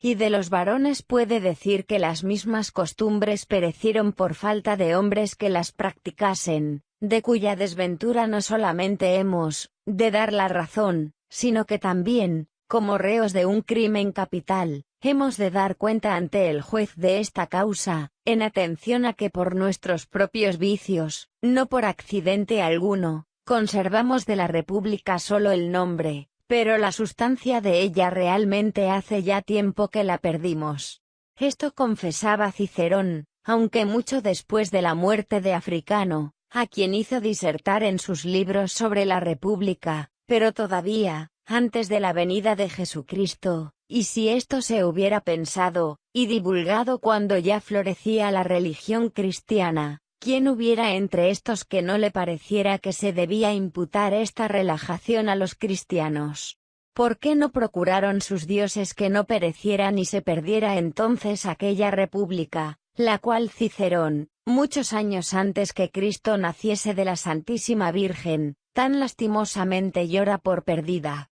Examine atentamente los que tanto ensalzan, qué tal fue aún en la época en que florecieron aquellos antiguos varones y celebradas costumbres, si acaso floreció en ella la verdadera justicia, o si quizá entonces tampoco vivía por el rigor de las costumbres, sino que estaba pintada con bellos colores, la cual aún el mismo Cicerón, ignorándolo cuando la celebraba y prefería, lo expresó, pero en otro lugar hablaremos de esto, si Dios lo quiere, procurando manifestar a su tiempo, conforme a las definiciones del mismo Cicerón, cuán brevemente explicó lo que era república, y lo que era pueblo en persona de Escipión, conformándose con él otros muchos pareceres, ya fuesen suyos o de los que introduce en la misma disputa, donde sostiene que aquella nunca fue república, porque jamás hubo en ella verdadera justicia, pero, según las definiciones más probables en su clase, fue antiguamente república, y mejor la gobernaron y administraron los antiguos romanos que los que se siguieron después, en atención a que no hay verdadera justicia, sino en aquella república cuyo fundador, legislador y gobernador es Cristo, si acaso nos agrada el llamarla república, pues no podemos negar que ella es un bien útil al pueblo, pero si este nombre, que en otros lugares se toma en diferente acepción, estuviese acaso algo distante del uso de nuestro modo de hablar, por lo menos la verdadera justicia se halló, en aquella ciudad de quien dice la Sagrada Escritura, cuán gloriosas cosas están dichas de la ciudad de Dios. Capítulo 22. Que jamás cuidaron los dioses de los romanos de que no se estragase, y perdiese la república por las malas costumbres. Por lo que se refiere a la presente cuestión, por más famosa que digan fue, o es, la república, según el sentir de sus más clásicos autores, ya mucho antes de la venida de Cristo se había hecho mala y disoluta, o por mejor decir, no era ya tal república, y había perecido del todo con sus perversas costumbres. Luego, para que no se extinguiese, los dioses, sus protectores, debieran dar particulares preceptos al pueblo que los adoraba para uniformar su vida y costumbres, siendo así que los reverenciaba y daba culto en tantos templos, con tantos sacerdotes, con tanta diferencia de sacrificios, con tantas y tan diversas ceremonias, fiestas y solemnidades, con tantos y tan costosos regocijos y representaciones teatrales, en todo lo cual no hicieron los demonios otra cosa que fomentar su culto, no cuidando de inquirir cómo vivían antes, y procurando que viviesen mal. Pero si todo esto lo hicieron por puro miedo en honra y honor de los dioses, o si éstos les dieron algunos saludables preceptos, tráiganlos, manifiéstenlos y léannos qué leyes fueron aquellas que dieron los dioses a Roma, y violaron los gracos cuando la turbaron con funestas sediciones, cuál fueron Mario, Cinna y Carbón, que fomentaron las guerras civiles, cuyas causas fueron muy injustas, y las prosiguieron con grande odio, y crueldad y con mucha mayor las acabaron, las cuales, finalmente, el mismo Sila, cuya vida y costumbres, con las impiedades que cometió, según las pinta Salustio, y otros historiadores, a quien no causan horror. ¿Quién no confesará que entonces pereció aquella república? ¿Acaso por semejantes costumbres experimentadas reiteradamente en Roma se atreverán, como suelen, a alegar en defensa de sus dioses aquella expresión de Virgilio en el libro 2 de la Eneida, donde dice que todos los dioses que sustentaba en pie aquel imperio se marcharon, desamparando sus templos y aras? Si lo primero es así, no tienen que quejarse de la religión cristiana, pretendiendo que, ofendidos de ella sus dioses, los desampararon, pues sus antepasados muchos años antes, con sus costumbres, los espantaron como a moscas de los altares de Roma. Pero, con todo, ¿a dónde estaba esta numerosa turba de dioses cuando, mucho antes que se estragasen y corrompiesen las antiguas costumbres, los galos tomaron y quemaron a Roma? ¿Acaso estando presentes dormían? Entonces, habiéndose apoderado el enemigo de toda la ciudad, solo quedó ileso el monte Capitolino, el cual también le hubieran tomado si, durmiendo los dioses, por lo menos no estuvieran de vela los gansos, de cuyo suceso resultó que vino a caer Roma casi en la misma superstición de los egipcios, que adoran a las bestias y a las aves, dedicando sus solemnidades al ganso, mas no disputo, por ahora, en estos males casuales que conciernen más al cuerpo que al alma, y suceden por mano del enemigo o por otra desgracia o casualidad. Ahora únicamente trato de la relajación de las costumbres, las cuales, perdiendo al principio poco a poco sus bellos colores, y despeñándose después al modo de la avenida de un arroyo arrebatado, causaron, aunque subsistían las casas y los muros, tanta ruina en la República, que autores gravísimos de los suyos no dudan en afirmar que se perdió entonces, y para que así fuese hicieron muy bien en marcharse todos los dioses, desamparando sus templos y aras, si la ciudad menospreció los preceptos que les habían dado sobre vivir bien, con rectitud y justicia. Pero, pregunto ahora, ¿quiénes eran estos dioses que no quisieron vivir ni conversar con un pueblo que los adoraba, al que viviendo escandalosamente no enseñaron a vivir bien? Capítulo 23. Que las mudanzas de las cosas temporales no dependen del favor o contrariedad de los demonios, sino de la voluntad del verdadero Dios. ¿Acaso no se puede demostrar que, aunque estos falsos dioses o deidades alentaron, y ayudaron a los romanos a satisfacer sus torpes apetitos, sin embargo, no les asistieron para refrenarlos? ¿Por qué los que favorecieron a Mario, hombre nuevo y de baja condición, cruel autor y ejecutor de las guerras civiles, para que fuese 7 veces cónsul, y que en su 7º consulado viniera a morir viejo y lleno de años, no le patrocinaron a sí mismo a fin de que no cayera en manos de Sila, que había de entrar luego vencedor? ¿Por qué no le ayudaron también para que se amansara, y evitara tantas y tan inmensas crueldades como hizo? Pues si para esta empresa no le ayudaron sus dioses, ya expresamente confiesa que, sin tener uno a sus dioses propicios y favorables, es factible que consiga la temporal felicidad que tan sin término codician, y que pueden algunos hombres, como fue Mario, a despecho y contra las disposiciones y voluntad de los dioses, adquirir y gozar de salud, fuerzas y riquezas, de honras y dignidades y larga vida, y que pueden igualmente algunos hombres, como fue Régulo, padecer y morir muerte afrentosa en cautiverio, servidumbre, pobreza y desconsuelo, estando en gracia de los dioses, y si conceden que esto es así, confiesan en breves palabras que de nada sirven, y que en vano los reverencian, porque si procuraron que el pueblo se instruyese en los principios más opuestos a las virtudes del alma y a la honestidad de la vida, cuyo premio debe esperar después de la muerte, y si en estos bienes transitorios y temporales ni pueden dañar a los que aborrecen ni favorecer a los que aman, ¿para qué los adoran y para qué con tanto anhelo? ¿Por qué murmuran en los tiempos adversos y desgraciados, como si ofendidos se hubieran ido, y al mismo tiempo con impías imprecaciones injurian la religión cristiana?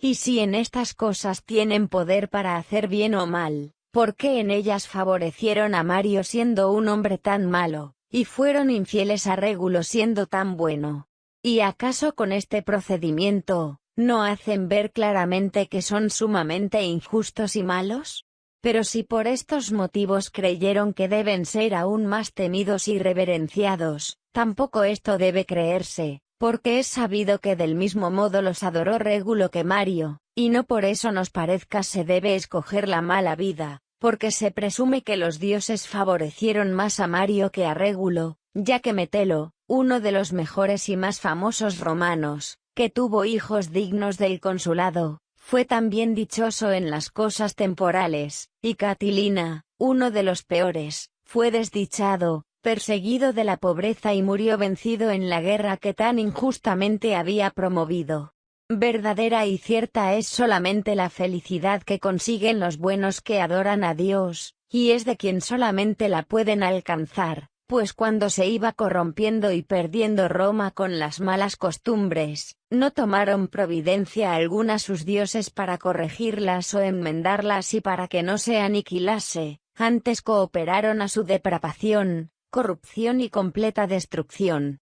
Ni por eso se finjan buenos como aparentando en cierto modo que, ofendidos de las culpas y crímenes de los ciudadanos, se ausentaron, pues seguramente estaban allí, con lo cual ellos mismos se descubren y conocen, puesto que al fin no pudieron ayudarlos con sus consejos, ni pudieron encubrirse callando. Paso por alto el que los minturnenses, excitados de ella compasión, encomendaron los sucesos de Mario a la diosa Marica, a quien rendían adoración en un bosque contiguo al lugar y consagrado a su hombre, para que le favoreciese y diese prósperos sucesos en todas sus empresas, y solo advierto que, vuelto a su primera prosperidad desde la suma desesperación, caminó fiero y cruel contra Roma, llevando consigo un poderoso y formidable ejército, a donde cuán sangrienta fue su victoria, cuán cruel y cuánto más fiera que la de cualquier enemigo, léanlo los que quisieren en los autores que la escribieron.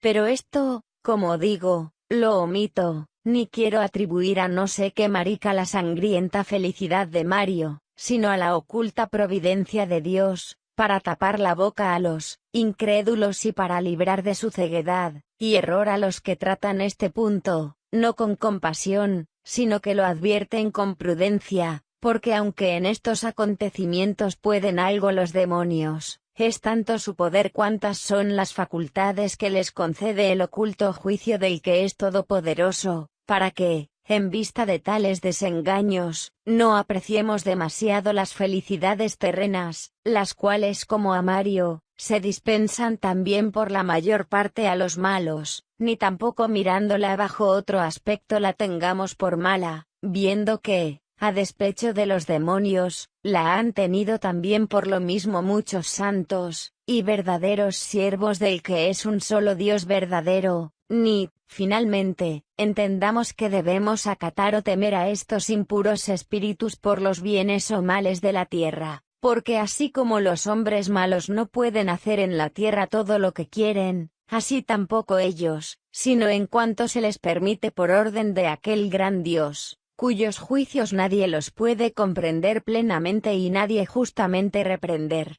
Capítulo 24 de las proezas que hizo Sila, a quien mostraron favorecerios dioses el mismo Sila, cuyos tiempos fueron tales que se hacían desear los pasados, a pesar de que a los ojos humanos parecía el reformador de las costumbres, luego que movió su ejército para marchar a Roma contra Mario, escribe Tito Livio que, al ofrecer sacrificios a los dioses, tuvo tan prósperas señales, que Postumio sacrificador y adivino en este holocausto se obligó a pagar con su cabeza si no cumplía Sila todo cuanto tenía proyectado en su corazón con el favor de los dioses. Y ved aquí cómo no se habían ausentado los dioses desamparando los sagrarios y las aras, supuesto que presagiaban los sucesos de la guerra, y no cuidaban de la corrección del mismo Sila. Prometíanle, adivinando los futuros contingentes, grande felicidad, y no refrenaban su codicia amenazándole con los más severos castigos. Después, manteniendo la guerra de Asia contra Mitrídates, le envió a decir Júpiter con Lucio Ticio que había de vencer a Mitrídates, y así sucedió, pero en adelante, tratando de volver a Roma y vengar con guerra civil las injurias que le habían hecho a él y a sus amigos, el mismo Júpiter volvió a enviar a decirle con un soldado de la Legión Sexta, que anteriormente le había anunciado la victoria contra Mitrídates, y que entonces le prometía darle fuerzas y valor para recobrar y restaurar, no sin mucha sangre de los enemigos, la República. Entonces preguntó qué forma o figura tenía y qué se le había aparecido al soldado, y respondiendo éste cumplidamente, se acordó Sila de lo que primero le había referido Ticio cuando de su parte le trajo el aviso de que había de vencer a Mitrídates. ¿Qué podrán responder a esta objeción si les preguntamos por qué razón los dioses cuidaron de anunciar estos sucesos como felices, y ninguno de ellos atendió a corregirlos con sus amonestaciones, o recordar al mismo Sila las futuras desgracias públicas, si sabían que había de causar tantos males con sus horribles guerras civiles, las cuales no solo habían de estragar, sino arruinar totalmente la República? En efecto, se demuestra bien claro quiénes son los demonios, como muchas veces lo he insinuado. Sabemos nosotros por el incontrastable testimonio de la Sagrada Escritura, y su calidad y circunstancias nos muestran, que hacen su negocio porque les tengan por dioses, adoren y ofrezcan votos, que, uniéndose con estos los que se les ofrecen, tengan juntamente con ellos delante del juicio de Dios una causa de muy mala condición. Después de llegado Sila a Tarento y sacrificado allí, vio en lo más elevado del hígado del becerro como una imagen o representación de una corona de oro. Entonces Postumio el adivino de quien se ha hecho mención le dijo que aquella señal quería dar a entender una famosa victoria que había de conseguir de sus enemigos, por lo que le mandó que solo él comiese de aquel sacrificio. Pasado un breve rato un esclavo de Lucio Poncio, adivinando, dio voces, diciendo: Sila, mensajero soy de Belona, la victoria es tuya, añadiendo a estas palabras las siguientes, que se había de quemar el Capitolio. Dicho esto, se apartó del campo, donde estaba alojado el ejército, y al día siguiente volvió aún más conmovido, y dando terribles voces, dijo que el Capitolio se había quemado, lo que era cierto, aunque era muy fácil que el demonio lo hubiese previsto y manifestado luego.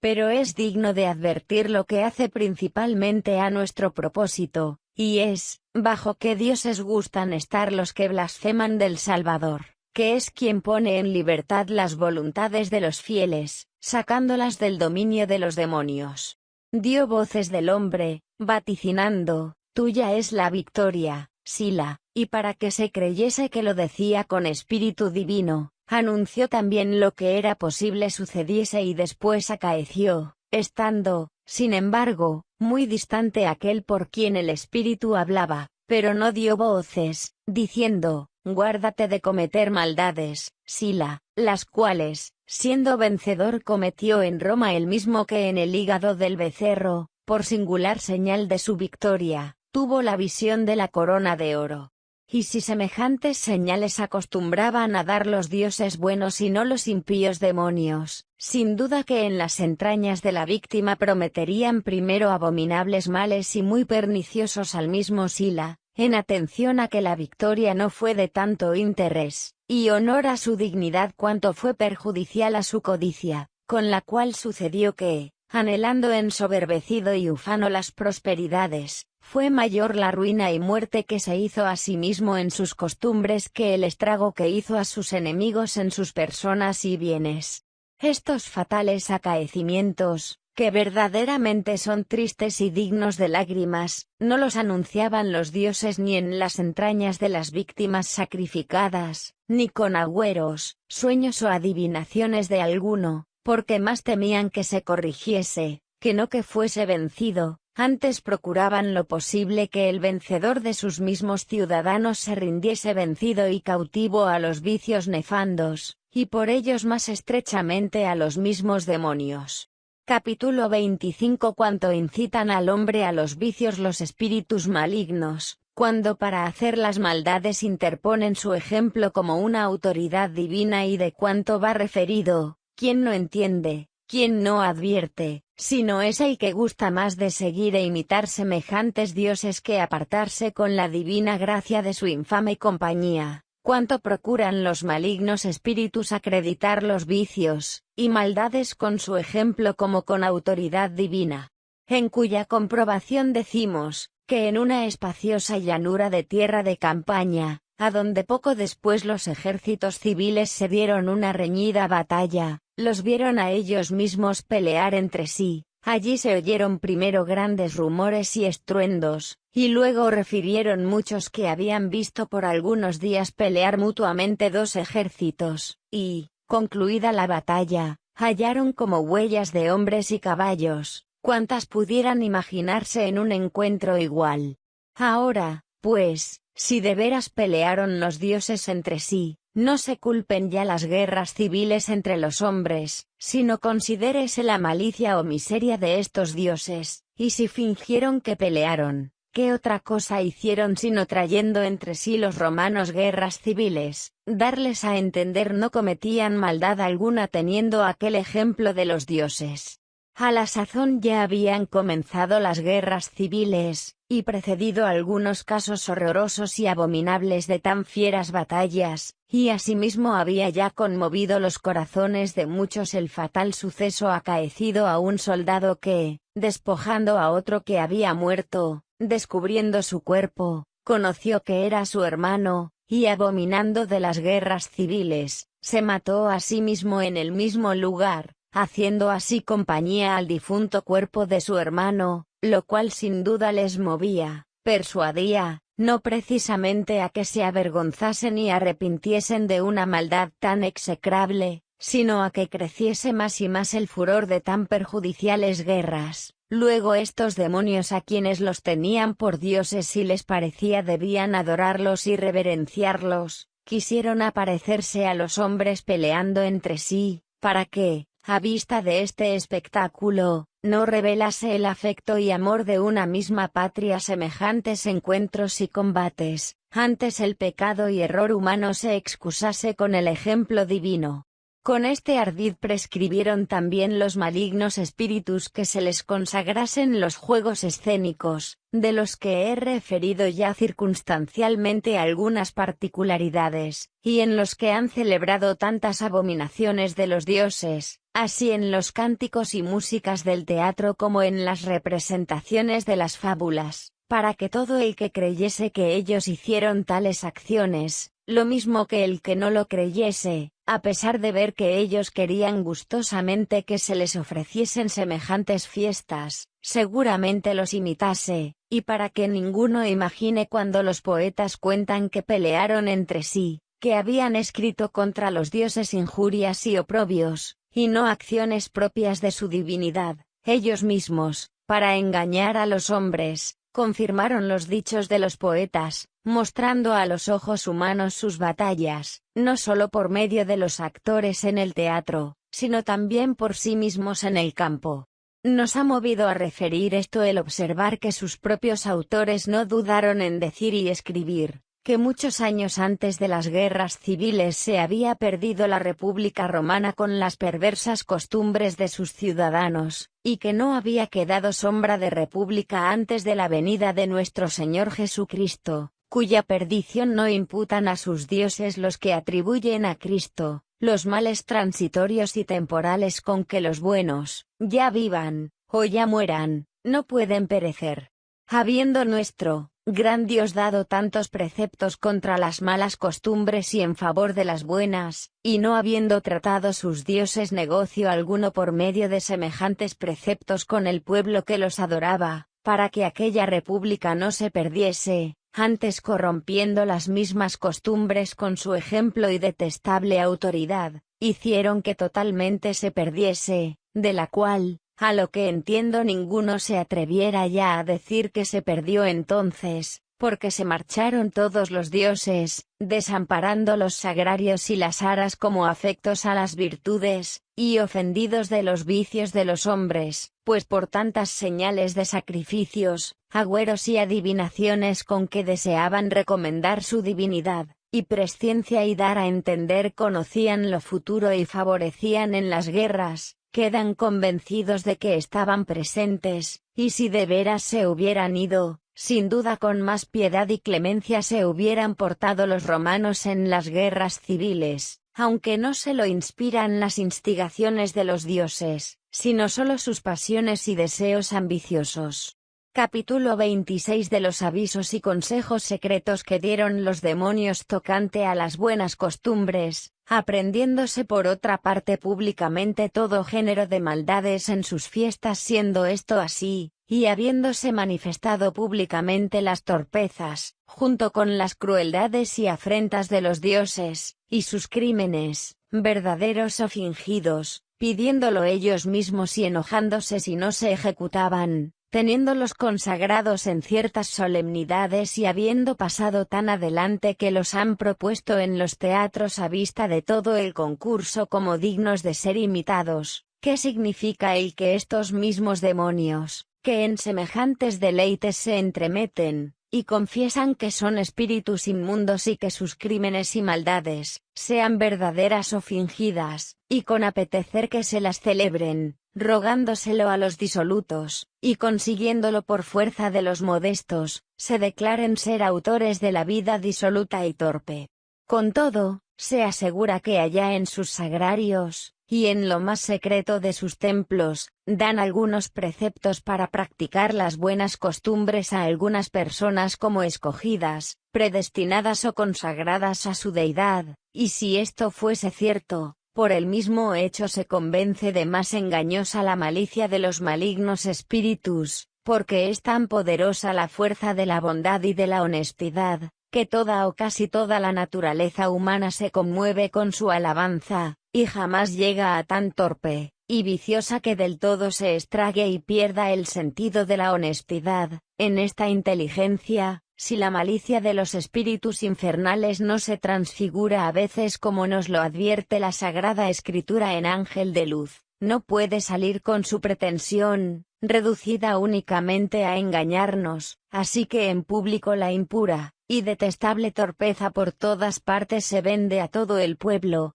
con notable estruendo y rumor, pero en secreto la honestidad fingida apenas la oyen algunos pocos. La publicidad es para las cosas abominables y vergonzosas, y el secreto para las honestas y loables. La virtud está oculta y la maldad descubierta, el mal que se hace y practica convida a todos los que le ven, y el bien que se predica apenas haya alguno que le oiga, como si lo honesto fuera vergonzoso y lo torpe, digno de gloria. Pero, ¿dónde se obra tan impíamente sino en los templos de los demonios? ¿En los tabernáculos de los embustes y engaños? Pues lo primero lo ejecutaron para coger y prender a los virtuosos y honestos, que son pocos en número, y lo segundo porque no se corrijan, y enmienden los muchos que son torpes, y viciosos donde y cuando aprendiesen sus escogidos los preceptos de la celestial honestidad, lo ignoramos. Con todo, en el frontispicio del mismo templo a donde veíamos colocado aquel otro simulacro todos los que de todas partes concurríamos acomodándonos donde cada uno podía estar mejor, con gran atención veíamos los juegos que se hacían, pero volviendo los ojos a un lado, observábamos la pompa, fausto y aparato de las rameras, y volviéndonos a otros, veíamos la Virgen Diosa, y cómo adoraban humildemente a ésta, y celebraban delante de la otra tantas torpezas.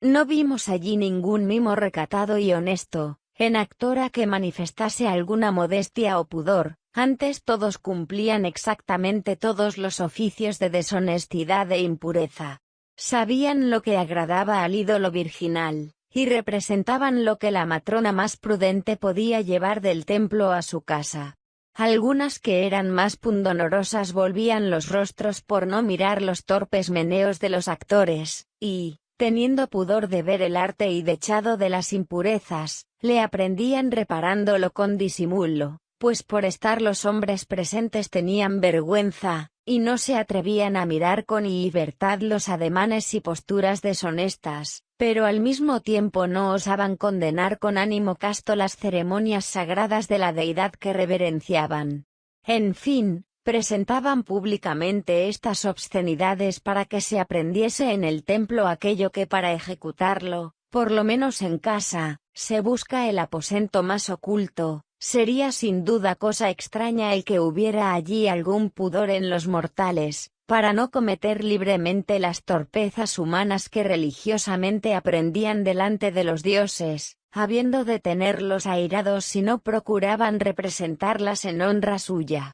Porque, ¿qué otro espíritu con secreto instinto mueve las almas perversas y depravadas? Las insta para que se cometan adulterios, y se apacienta y complace en los cometidos, sino el que se deleita con semejantes juegos escénicos, poniendo en los templos los simulacros de los demonios y gustando en los juegos de las imágenes y retratos de los vicios, murmurando en lo secreto lo que toca a la justicia, para seducir aún a los pocos buenos, y frecuentando en lo público lo que nos excita a la torpeza, para apoderarse de infinitos malos. Capítulo 27. Con cuánta pérdida de la moralidad pública hayan consagrado los romanos, para aplacar a sus dioses, las torpezas de los juegos. Tulio, aquel tan grave y tan excelso filósofo, cuando comenzó a ejercer el oficio de edil, clamaba delante del pueblo que entre las demás cosas que pertenecían a su oficio era una aplacar a la diosa Flora con la solemnidad de los juegos, los cuales suelen celebrarse con tanta más religión cuanta es mayor la torpeza.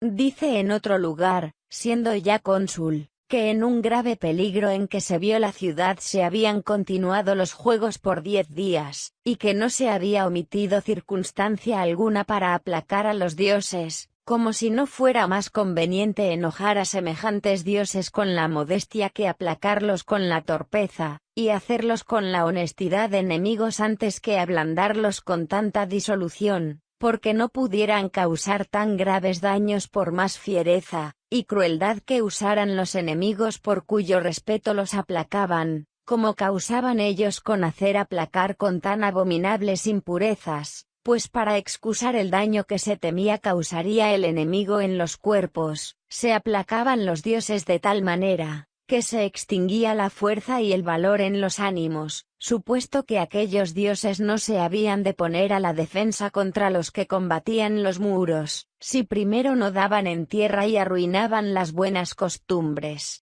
Esta satisfacción ofrecida a semejantes dioses, deshonesta, impura, disoluta, desenfrenada y torpe en extremo, condenó a sus ministros en el honrado pundonor y buen natural de los primeros romanos, los privó de su tribu, los reconoció por torpes y deshonestos, y los dio por infames. Esta satisfacción, digo, digna de vergüenza y de que la abomine la verdadera religión, estas fábulas torpes y llenas de calumnias contra los dioses, y estas ignominiosas acciones de los dioses, maligna y torpemente fingidas, o más maligna y torpemente cometidas, dándoles públicamente ojos para ver y orejas para oír tales impurezas, las aprendía generalmente toda la ciudad. Estas representaciones veía que agradaban a los dioses, y por tanto, creía que no solo las debía recitar públicamente, sino que era razón imitarlas también, y no aquel no sé qué de bueno o de honesto que se manifestaba a tan pocos y tan en secreto, mas de tal modo se decía, que más temían que no se supiese, y divulgase que el que no se ejecutase.